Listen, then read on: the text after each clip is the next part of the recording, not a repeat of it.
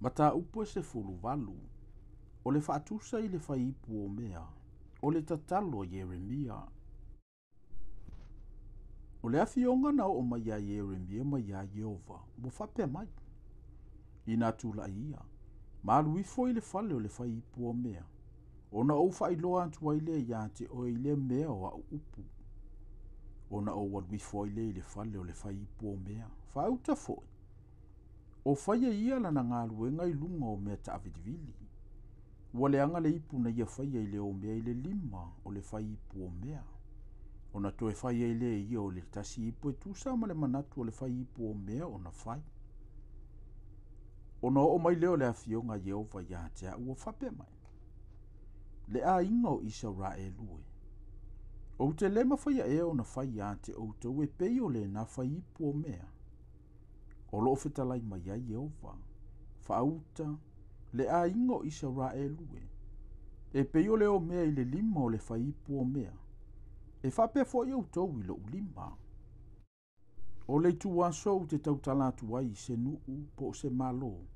Ia lia ina ma le petia, ma whau matia. Pe a whaia li liu mai lea nuu na o tautala iai. Na ila lanto wa mio leanga. O na o salamoa i lea i le malaia na o manatu e whao o iai. O le tua so fo i au te tautala atu ai se nuu po se malo. E ati ina e ma whaatoto ina. A whaia i lantou le amio leanga i o uluma. Ma lantou le whaalongo i lo uleo. O na o salamoa i le manuia na ufai atu ai o te whaamanuia i nai i lantou. O le nei. Ia e whai atu i tangato i uta mai o nonofo Jerusalema. Ia whape atu. Ua whapeo na whetalai mai o Yehova. Whauta o au nei. O te sauni atu le malaia ia te outou. O te mawhau fo i se tonga fiti ia leanga ai outou.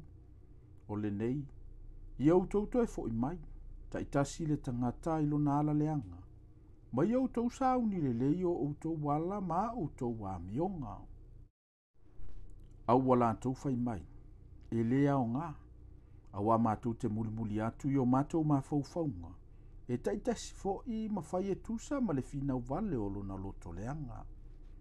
O le mele o lo whapeo na whetalai mai ai o Yehova. I au tau whesili atu inu ese. Po o ai ua whaalongo i mea whape nei. Ua whaia le tau pou o Israelu le mea e matua inosia. E tu ua e le kiona o le panona le papa i le vau. E pe ea le vai ese. Ua malulu. Ua tafe mai. A ua whaangalongalo ina a ue lo nuu. Wala tau whaamu mea manongi le mea whaatau waa. Ma ua whaatau sua ina i lantou i o lantou wala. O ala o le vavau. Ne ia sa vavali ala alo. O le ala e le tanua. Ina ia whaialo lantou nuu ma whaatafunanga. Ma mea ui sa ai e whaavavau. O i lantou uma e ui ane ai e ta itasi maofo. Ma lia lia i lo na ulu. E pe le matangi mai sa sae, o te whata ape ape i nai i lantou i luma o e ita mai. O te uantu i ante i lantou lo utua. Ai le o umata i le aso lo lantou malaia. O na lantou whaiane lea. O mai ia. Ia tātou filifilia ni tonga fiti lea ngai Yeremia. A wae le te a le tula fono ai le whaitaulanga. Po o le mawhauwhau ai le tangata poto. Po o le upu ai le perofeta. O mai ia tātou taia o ia i o tātou laulau whaiva.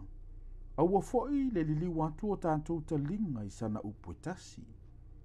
E o vai, ia liliu mai o ufofonga i a te au. Ma e whaafofonga mai le leo e finau mai i a te au. E tau ia ea lele lei i le leanga. Awa látou e lia le lua ia o woti ai. Ia e manatua, na o tu ia uluma e tautala mo i látou ia manui ai. Ina ia whaaliliu e se lo tu asa ia te i látou. O le mea lea, ia e tu ina atu ai a látou whanau i le onge. Ia tu ina atu fo i látou le malosi o le pelu. Ma ia avea látou wawā ma whawhine wau whanaua. Ma ia otia látou tane, ma ia whasiotia látou tane. Ma ia whasia o látou taulelea i le pelu i le taua.